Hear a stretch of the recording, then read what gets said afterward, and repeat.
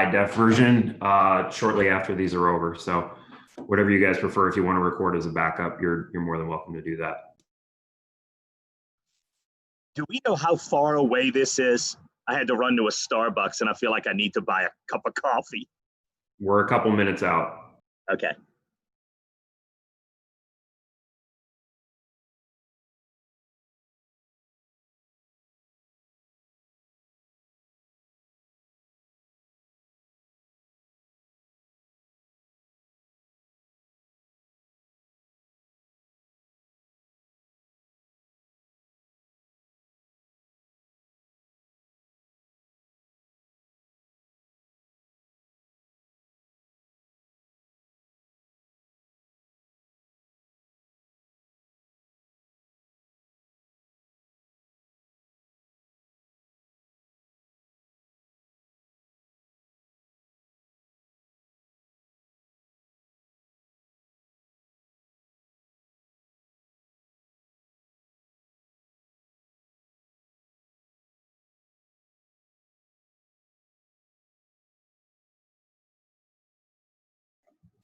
Before we start, can we all agree that we'd also like to know the total steps Antonio walks during this media?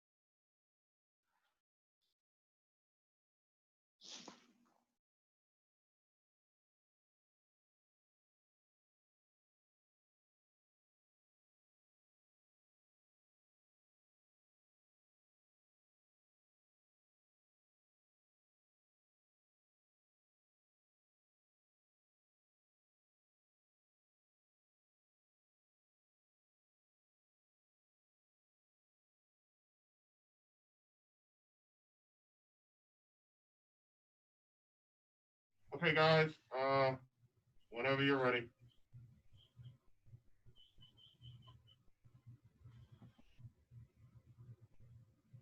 So, Nicolò, I mean, just what have the last few months been like for you, just going through the quarantine and all that stuff?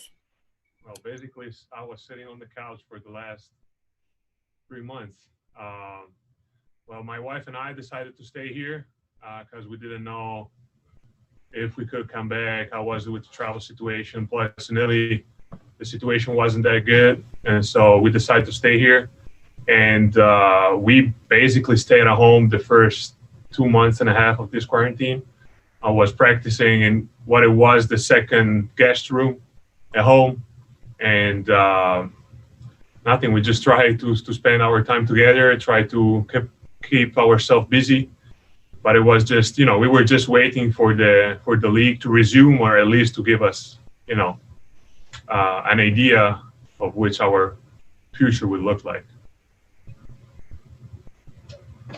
How I guess scary or real was it? I mean, Italy for the beginning of this was a hot spot. You're in a hot spot in New Orleans. Did you have any family, friends touched by this, and just kind of, dealing or still dealing with it, but obviously, especially at the beginning, dealing with it?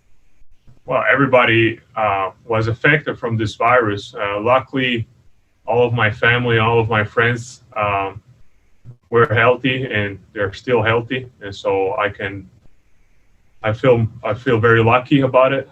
And it was a tough period, honestly. I was, to be completely honest, very concerned about my grandma in Italy, and she basically spent 90 days at home completely alone.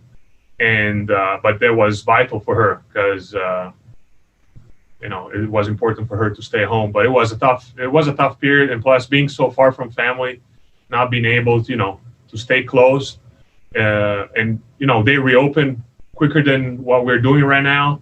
So I would have had the chance to be close to them, but instead I'm just super far away, and so it's not been easy. It's not easy, but it is what it is. And still, as I said before, I feel myself very lucky that nobody got really affected from this virus. I think I read that your father is a physician. Just what were the conversations with him in particular like in the early days of the pandemic before we here in the States really realized what this was going to be? No, my father is not a physician. My father's a lawyer. I think if you read the article, maybe is Bellinelli's father is a physician. And so, but I have doctors, friends, and I spoke with them. I have a guy who was in front line in the main hospital in Reggio, in my hometown. And so it's been crazy. It's been crazy time, and what they did is something unbelievable, and we should just not forget about them once this emergency passed, because they're there every day and they're fighting for us every day. You mentioned before, I remember at some point earlier in the season, you talked about how close you are with your grandmother. How frequently were you able to get to speak with her while this whole thing was going on?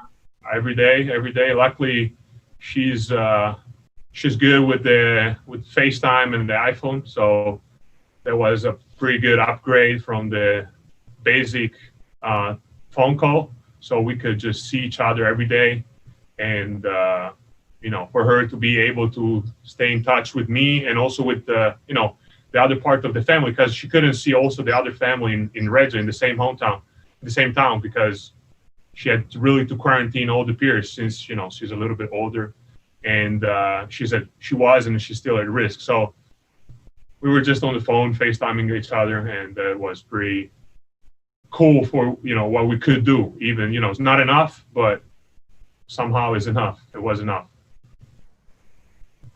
Nicolò, a week from today, the Pelicans are scheduled to leave for Orlando. What are your thoughts about traveling there and this whole bubble concept / campus that the NBA has designed? Well, I think if there is a league that can pull up something great and something cool, is the NBA. I think nobody exactly knows what we're going to expect. So I cannot give you an answer of what Orlando is going to look like. For sure, they organize everything, even though they might have and had some problems with the unions and with the location and with some teams. But this, there are so many people involved, so many things that are getting involved. So it's not an easy thing. And plus, with the pandemic still going on, is even more difficult. But as I said, if there is a league in the world that is able to put in place a plan to make us resume, to give us the chance to finish the season, that's the NBA. How much work were you able to do during the time off, as far as doing things physically or doing things basketball wise? How much work were you able to do? I didn't touch basketball for like 2 months. I didn't run for 2 months, but as I said, I set up a small gym in my second guest room at home.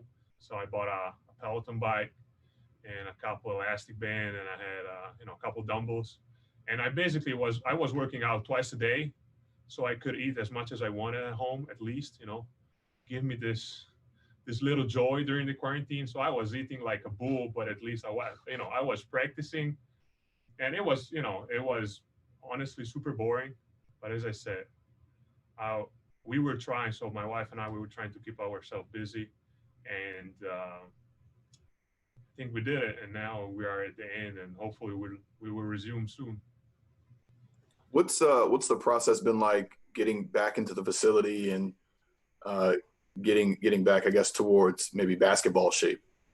It's nice to be back, honestly. As soon as they gave us the green light, I was in the gym because I couldn't. I love my wife, she loved me, but it's just, it was, but no, it's nice to be back here. This is our habitat, this is our environment. So it's nice to be back here. And today is nice to see all my teammates, and, it's nice beside a couple, but it's nice to be back here and be back on track.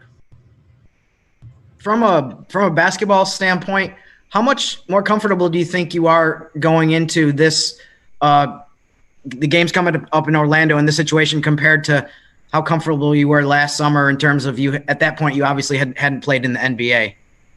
Well, for sure. I hope experience is on my side now. So there is something that I don't have to learn from the beginning. It's something I hopefully learned already. So, and I hope I can bring back that on the court. And, but as I said, it's going to be a unique situation. It's going to be something that nobody experienced before. So I think the most important part right now is to, be back and get back in shape, be physically, and then technically, tactically, we're going to find out a solution, and we're going to put together something that will allow us to, play. What do you think the biggest adjustment would be, just playing basketball without any fans around?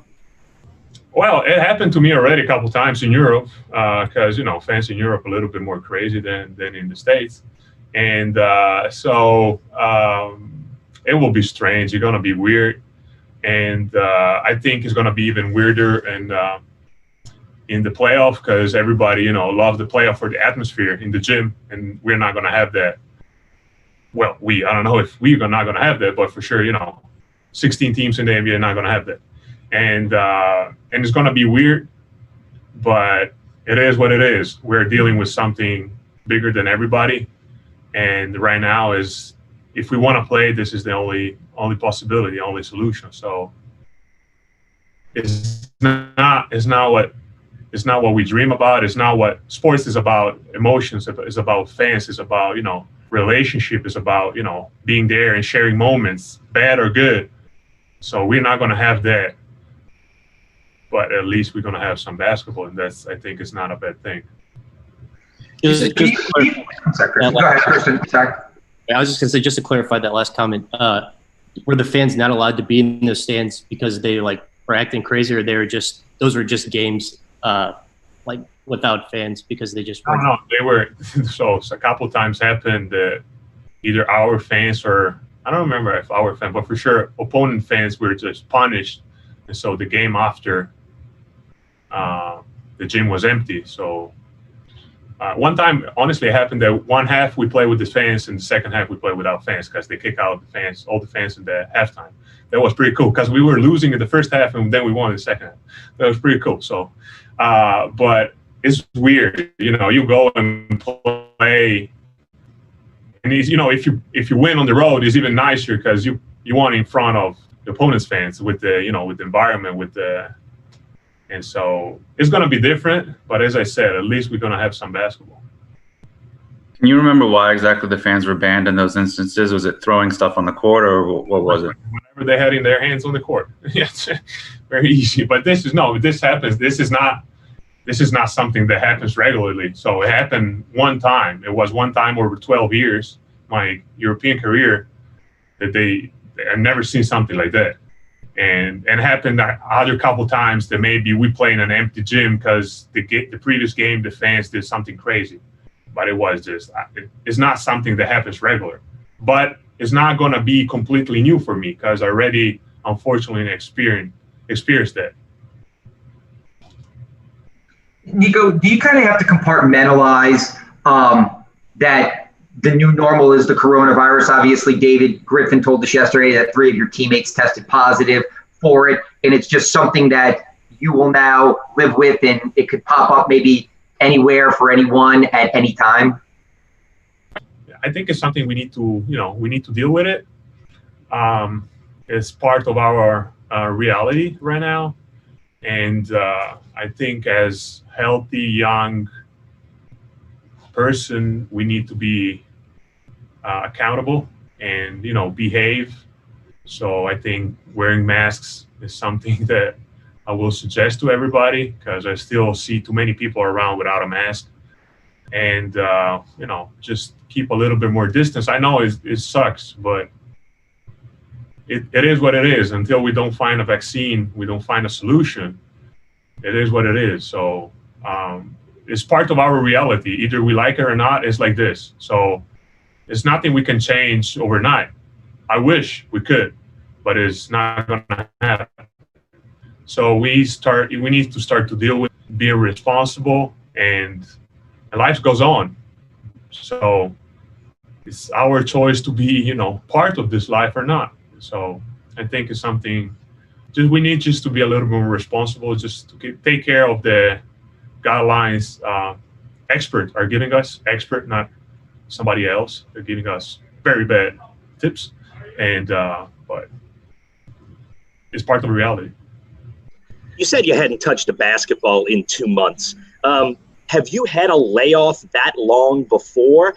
And for a shooter, how much time do you think it's going to take to sort of get the feel back for the shot? Is that something that concerns you at all right now?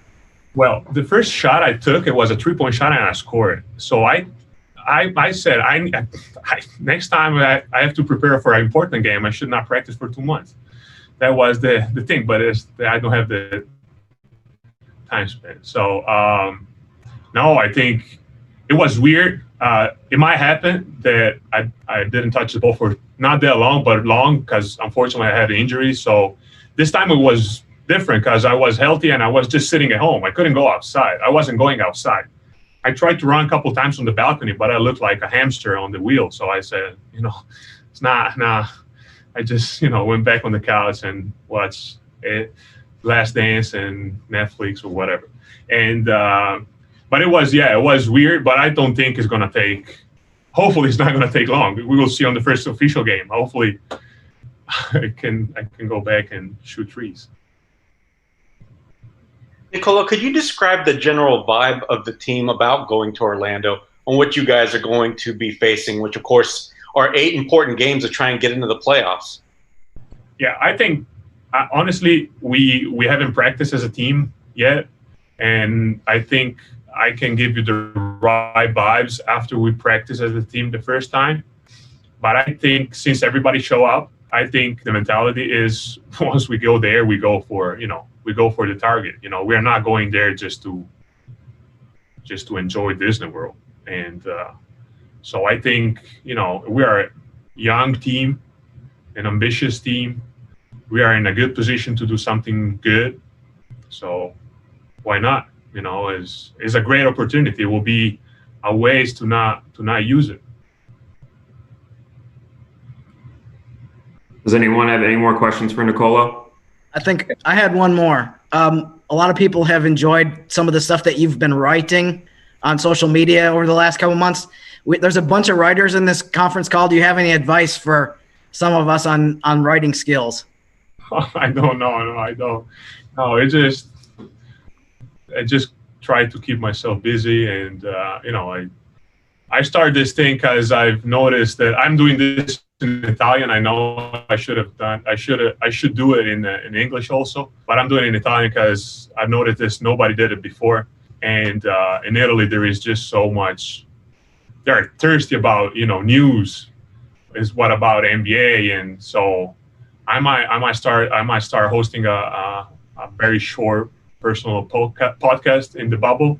So just to keep myself busy, just to give some more insight about this wonderful world that's the NBA. And by me, I'm a basketball player, so I'm not giving you writers any tips. So eventually, it has to happen the opposite. You should give me some tips.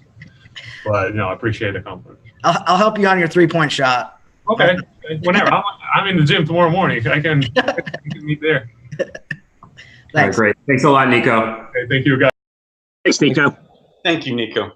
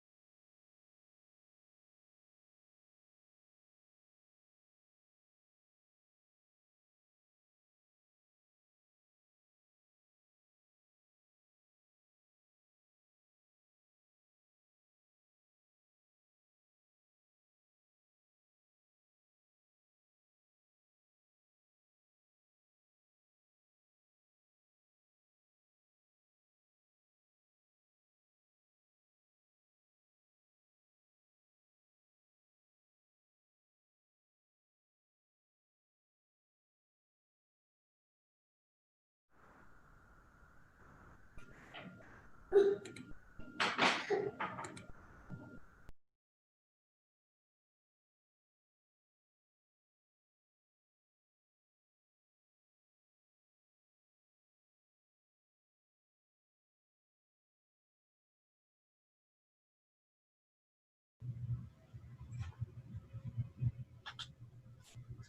up, y'all? What's going on? How y'all doing? You look comfortable in y'all's homes. Oh, what's up, Will? What's up, man? Yeah, this is weird. I'm not gonna lie. It's weird. Get used to it. This is our new normal. All right, if you guys are ready, you can fire away questions for Jrue. Jrue, what have these past few months been like for you? I wouldn't say relaxing. There's been a lot of things that you got to stay on your toes about. At first, it was just whether the season was coming back, and then it was so you couldn't really take a break from that. And then once the season was coming back, when it was actually coming back, and then just ramping up when you had to be back and market. So it's been fun. It's been somewhat relaxing, but at the same time, you still had to stay on mentally. Jrue, have you made any decisions? Are you officially going to go? Are you still deciding? I know Griff said yesterday the roster could be in flux, just kind of where you are from a standpoint of the season and the bubble with your wife being pregnant and everything else that's going on. Right. Now I'm here and I'm going. Kind of feel like if I wasn't going, I probably wouldn't be here. But making that decision with my wife, I'm pretty sure everybody here knows the medical history with our first child. So this one is great so far. My wife is healthy and the baby's healthy. So, man, I'm here to support my teammates. I'm here to support this culture that we want to build and put together. And at the same time, here to go down to Orlando and try to win.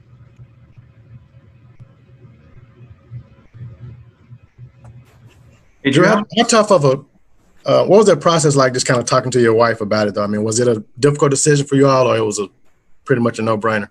No, it was difficult. One, just during this pandemic, you kind of got to a point where you got used to quote unquote regular life. Having a consistent routine every single day, especially when you have kids, taking care of your kids, putting them down to sleep. I think the biggest part of coming back was, for one, obviously her.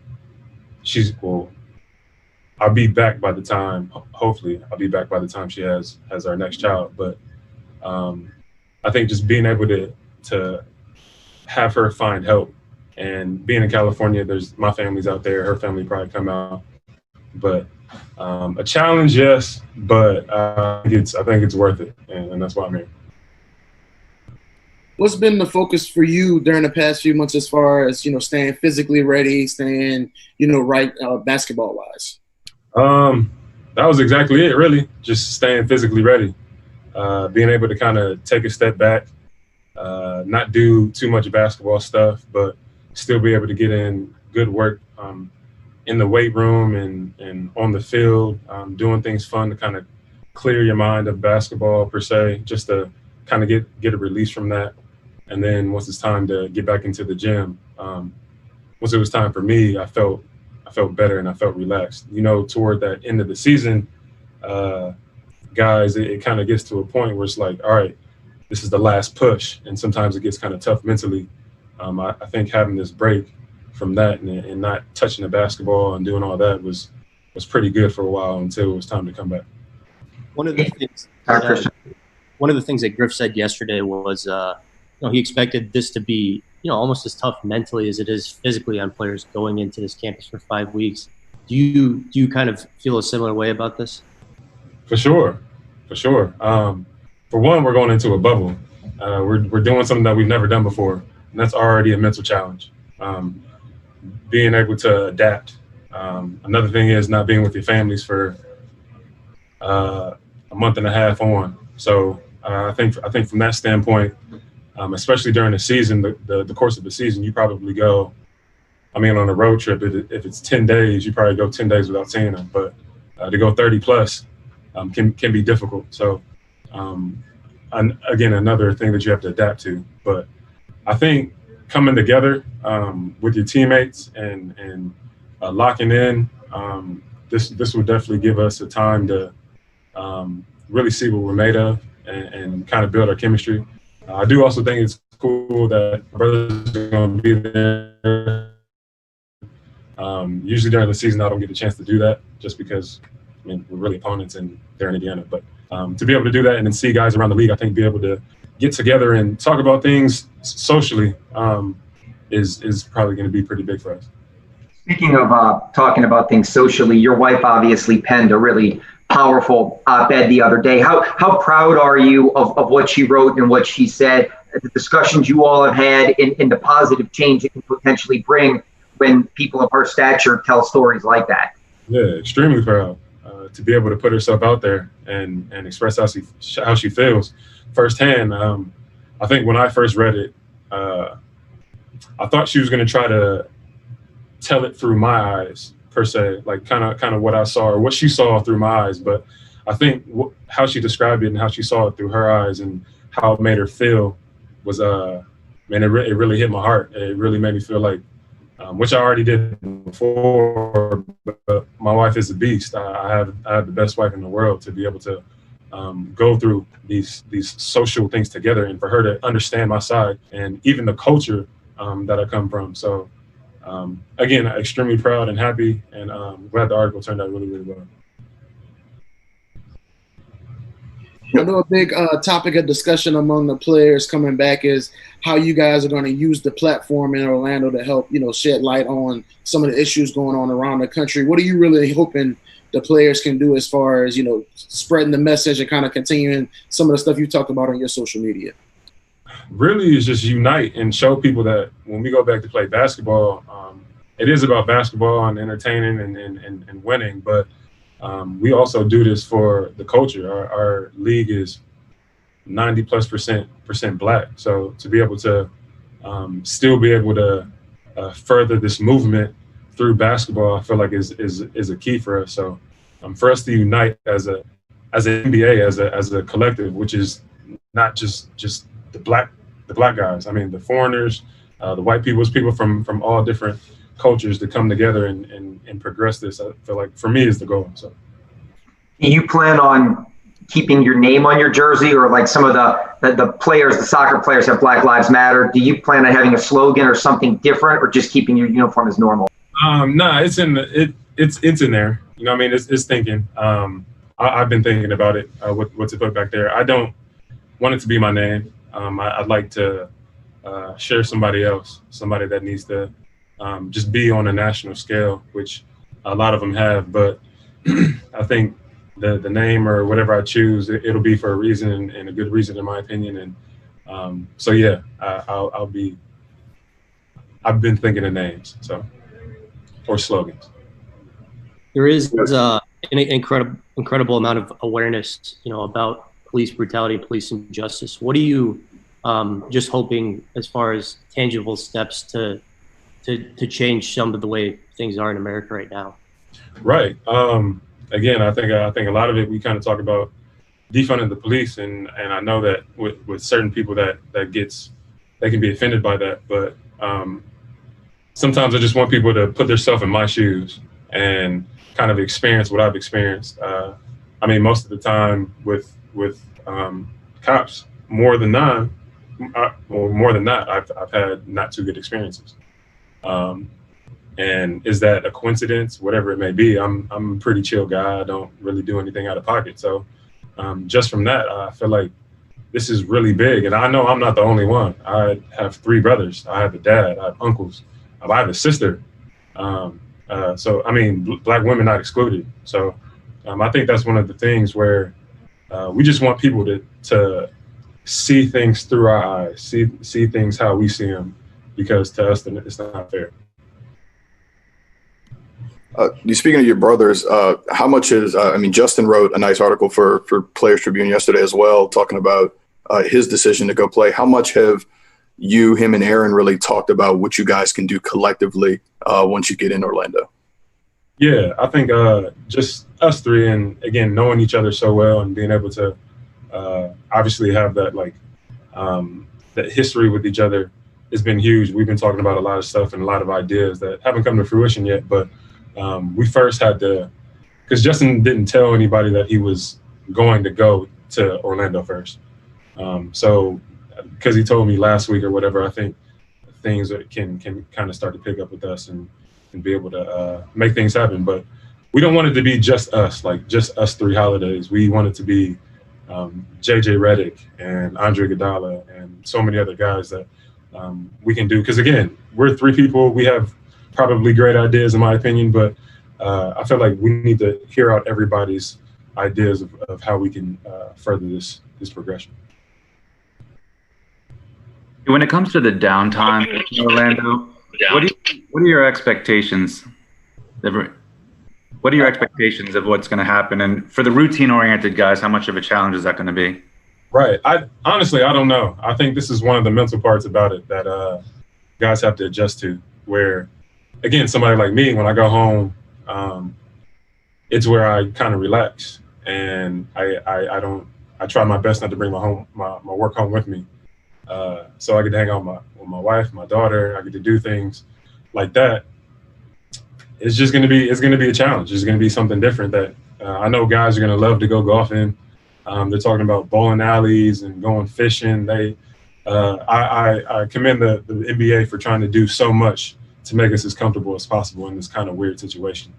So, I don't know, man. I think that's going to be a little bit of a challenge, especially after like 7 to 10 days. 7 to 10 days, I feel like you're going to feel cooped and want to get out and do stuff. So.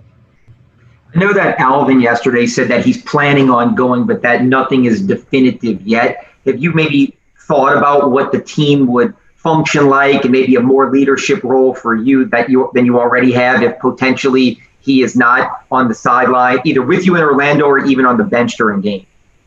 Yeah. I think I think it could be difficult, especially for Gentry, how much he loves the game, how much he loves his teammates. I can see the stressor and the struggle in that, not being able to tangibly be there and be able to kind of put your hands in things. For us, another mental challenge. If Gentry doesn't come, it's something that we're going to have to, all of us, not just me, but be able to step up, and everybody's going to have to take on a little bit more responsibility, him as well as Jeff. So I think when it comes down to that, it's just another mental thing that Griff has been talking about and even talked to me about, where you have to lock in. And it seems like it's not for that long of a period. So I think to be able to really lock in like that is, again, another testament to how strong a team can be. Alvin said yesterday he hasn't done as much team coordinated stuff. It's been more the players kind of staying in contact as a group. So what have y'all been doing to kind of talk to each other on a regular basis, and how important has that been, especially with so many young? Sorry, you're breaking up. You said it again. I said, how much have you guys been in contact during the time off, and how important has that been with so many young guys on the roster? Right. We've been in contact a lot. Obviously, just the crazy stuff that's been going on in this country. We've been in contact a lot. A lot of it probably hasn't been about basketball, but I think once we all knew that we were coming back, that was a decision that we made as a team. And then just to be able to kind of get here and, you quarantine and do all that, but see each other and pass each other in the gym. It's kind of like first day of school again, like when you see your homies and you're excited to see them. So it's been great. You know what I mean? I think this first day, so many people were excited to get back into the gym and kind of get this thing started. Going back to – go ahead. I'm sorry. Jrue, going back to all the way back to training camp, you guys talked about how making the playoffs was one of the goals that you guys had. Obviously, going into this, I think that's going to be near the top of the list. How meaningful do you think it would be for you guys as a team to make the playoffs after you had, the 13-game losing streak and the 7-23 start to the season to be able to accomplish that? Yeah, just talk about an obstacle that you had to get over. We had a couple of them this season. I mean, Zion out half the season, me being hurt, having that 13-game losing streak, bouncing back and on a groove, right? I mean, right when the pandemic hit, it was like the perfect groove for us, and we felt like we kind of had that spot for sure in lockdown. But I think coming back now, just having that excitement of going back is something that's really big for us and a momentum that we can use. It is still ultimately the goal to make the playoffs. We know that it's going to be tough because you got Portland, you got SAC, the Suns are kind of back there, but you got teams that are right neck and neck with us. And Memphis, who still doesn't want to let that go, they've had time to rest and they've had time to prepare. So mentally, I think it's going to be one of the biggest challenges that we've kind of faced as a team. Griff has talked a bunch about the value of playing meaningful games for a young team. As a guy who's been through sort of playoff wars, what do you learn in that? And I know this is goofy, but how different is an NBA game in the middle of December than one in the playoffs? How is the play different, and what do you get out of that? Playoffs is like another season, to be completely honest. I don't know how to describe it, but it's kind of like a different wave of energy. I mean, by the end of the season, you're tired. You are all the nicks and hurts that you have are like maximized after 82 games. But it's just something about the playoffs and the atmosphere and feeling like it's you against the world that gets you going. And meaningful games, I feel like, are huge because it prepares us for that. Games that we need to win, games that we should win, especially against teams that you should beat. Mentally, I feel like that's how you grow. So to be able to, I feel like, put games like that together to get to the playoffs will make it even more fulfilling once we get there. But if we get there, man, I'm telling you, the playoffs are a completely different atmosphere. Now, the playoffs in a bubble is going to be something that we're all gonna, I guess, have to get used to. I don't know. I don't know how it's going to progress from after this season, but I don't know. That's a whole different story with no fans and trying to. Where does the energy come from some nights? Which, I mean, again, you bring your own energy, but yeah, this is going to be different. Jrue, along the same lines, how important or meaningful do you think it is for you guys have so many players that have never been in the playoffs? I realize that these 8 seeding games aren't playoff games, but the significance of them is at such a high level because there's not a lot of margin for error. But so, I mean, how much do you look forward to just having some of the guys that haven't been in the playoffs before have this experience? I think for them, so for me, my motivation is to get back because I know what it's like. I know the feeling. It's kind of like a drug, if you will. For other guys, I feel like the guys who haven't made it, just from the people who've made it and talking about it, you get that excitement of like, I want to taste that. I want a piece of that. So I feel like us going through this season and then playing teams who, I mean, we're pretty much playing like San Antonio, we're playing Memphis again. Like, we're playing teams that are fighting for that 8th spot, which is going to be a playoff mentality. And then once we get into the bubble, it's the same thing. We might just, I guess from here on, might just be playoff mentality for us just because we have to if we want to get to where we want to go. Hey, Jrue, how scary is it knowing that 3 of your teammates tested positive for COVID and that it could pop up on anybody at any time? Is it just something kind of that's the new normal that you're going to kind of have to deal with and realize that even in the bubble, there may be guys that test positive and have to quarantine for 10 or 14 days or whatever the policies call for? Yeah, I'm not there yet with the normalizing it. It's still pretty scary just seeing like family members or friends get it, different ages, just what it does to you, and even just seeing how what it's done to other people that I don't know. So I'm not really there with normalizing it, but I feel like it's also a risk that we're taking, knowing that we're healthy, knowing that the NBA is doing the best that they can to be able to further this season for many reasons. But I don't know. There are a lot of questions. And again, this is a whole different conversation of, I mean, what if you get it second round of the playoffs? like what happens then. But I also know that this is kind of like a trial and error thing. So for us to come back and enjoy the game that we love, so you have to make some sacrifices. You kind of touched on this already, but how weird do you think it's going to be playing with no fans? Super weird. Very weird. Extremely weird. Yeah, Alvin was mentioning that it might be incumbent upon the guys on the bench to provide the energy, and maybe you'll have to actually become fans during the minutes that you're not playing.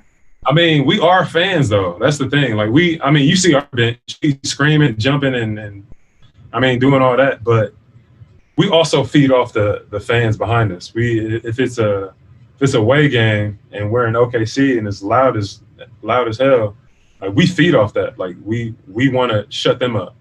And then if we're at home, I mean, our home fans are great, so they kind of lift us up even on the bench. But I don't know, man. It's gonna be weird. Yesterday, Griff mentioned Jenna Rosen. I was wondering, from a player's perspective, what are the particular benefits, especially during recent times and going forward into the bubble, of having a team psychologist available to talk things over with? Yeah, I think it can be beneficial. Again, this is a new normal, like you guys said, and people have different ways of handling that. Sometimes you have people to talk to, which it might be over the phone for some people, but sometimes you need to sit down face to face and get things off your chest. And especially during a time like this, it would be huge for not just basketball and going to the bubble. It could be family things, missing your family. It could be social injustice, not feeling like you're doing enough. So many things. So I'm really happy that we're taking mental health very seriously.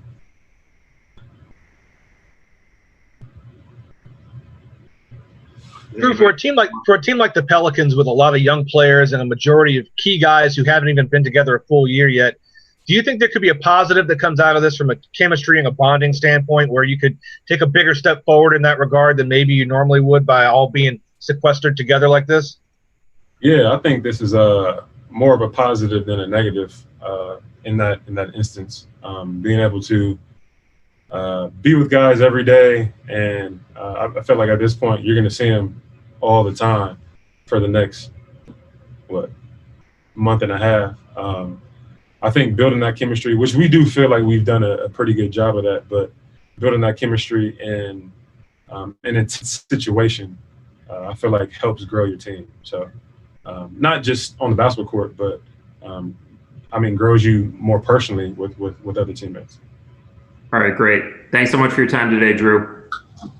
You have a good one. Appreciate it.